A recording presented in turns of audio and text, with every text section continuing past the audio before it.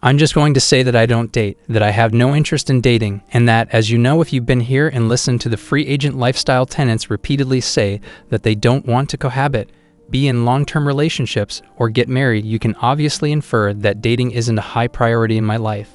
Now, I gave you guys some advice about what it costs to date, and for men, obviously, there are a lot of the truth is, man, I'm just too old for that stuff, man. And they're right.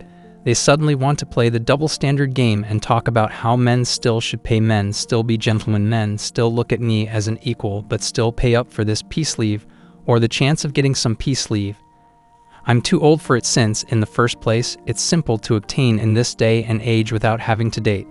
And when you're used to being able to get it easily, all right, without all of that extra effort with the chance to get it. You just don't have any motivation to go out there and date. This is a negative side effect of what this sexual liberation and exploration is for women, because women wanted to go out there and be men and do monkey double backflips all over the carousel.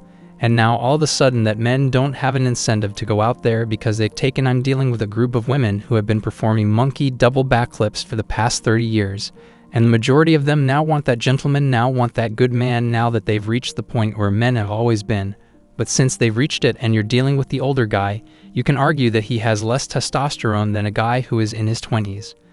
What the heck am I doing paying for something or someone who has been out there and hasn't been able to cash in on those most fruitful years? And now they're out there hanging out to dry and they want me to pay for it. For what am I actually paying for? The answer to the question of whether I would be willing to date one of those women in that 25 to 35-year-old range is yes, because my time is just as valuable as her time at that point, and is significantly more valuable because I am at the peak of my sexual marketplace value, and to add to that, I'm going up, she's going down. All right, we're at that crossroads where her sexual marketplace value is plummeting and mine is going up. I made a video in which I discussed how dating is simply not enjoyable for males, and I'm still not interested in a dating situation at the moment.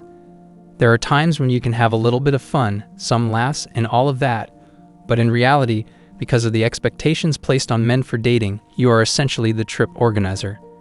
When you're in charge of planning a trip or an event, you're not really having fun because you're just thinking about when and where you need to be at specific locations. Whether it's visiting a museum or playing mini golf, as I advise the majority of you guys who are still single to do, whether you're going to a restaurant and making reservations or doing something else, you're planning for it so that you can ensure she'll be available at a specific time, that she'll be there, and that she won't be absent or flake on you. Then you're going to the location to ensure that you're there and the reservations or the meeting time is accurate, that you've bought the ticket numerous times, that you've paid for parking, and that you're trying to, even though all she's doing is simply showing there on time, Julia Roberts now feels as like she's getting something special. I'm just saying that right now, what we ultimately want doesn't require all of that effort. It just doesn't with today's women. Today's women don't offer that much more. They're not willing to give much more above and beyond that. The exclusivity, the main point of the whole thing. The exclusivity issue is big to me.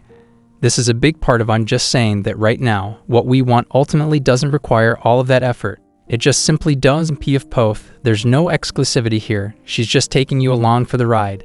In the past, you could pay $50 for a date at Fridays, and then all of a sudden you might have a chance with her the following week. However, in the present, there are hundreds of guys competing for her attention, hundreds of beta male orbiters competing for her attention, and hundreds of fans standing in your way. Man, please. You paid $52,000 by the time you finished, and she was commenting and answering 200 DMs on Instagram.